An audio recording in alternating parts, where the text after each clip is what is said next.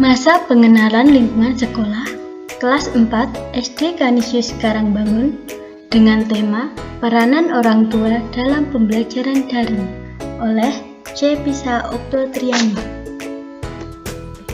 Pada masa pembelajaran di rumah, orang tua memiliki peran yang penting dalam metode belajar anak, agar si kecil dapat belajar secara efektif walaupun di rumah saja. Orang tua perlu melakukan hal-hal berikut ini. Yang pertama, membuat rencana target belajar anak.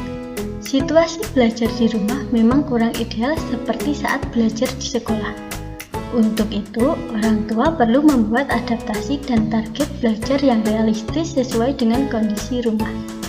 Jadi begini, misalnya faktor gangguan seperti adanya saudara yang dapat mengganggu kegiatan belajar, sarana dan prasarana daring, serta menyesuaikan dengan jadwal work from home orang tua. Yang kedua, menjalankan kebiasaan yang sama dan ajarkan tanggung jawab. Walaupun hanya di rumah, upayakan si kecil tetap menjalankan rutinitas harian yang sama ketika belajar di sekolah, seperti bangun pagi, melakukan kegiatan belajar mengajar daring, baru setelahnya anak dapat bermain. Orang tua juga perlu mengajarkan tanggung jawab kepada si kecil terhadap tugas sekolahnya selama di rumah. Hal ini agar si kecil tidak melewatkan waktu belajar untuk melakukan hal yang disukainya, terutama bermain. Hal ini perlu dilakukan agar anak tidak cemas terhadap perubahan situasi belajar yang ada. Dengan begitu, si kecil tetap mendapatkan materi pembelajaran secara teratur. Yang ketiga, sabar. Selama belajar dari rumah, orang tua akan menjadi tutor anak menggantikan guru.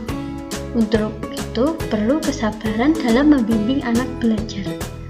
Maka dari itu, Bapak Ibu harus memberikan pengajaran dengan kasih sayang. Tujuannya agar anak merasa aman dan nyaman dengan situasi belajar di rumah. Yang keempat, mempelajari kekuatan dan kelemahan anak.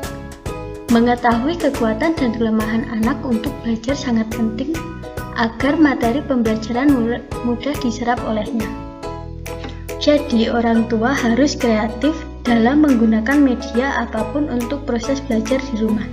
Misalnya, memanfaatkan video tutorial dari YouTube atau modul berbasis tulisan dan gambar. Sekian dari saya, terima kasih. Berkah dalam.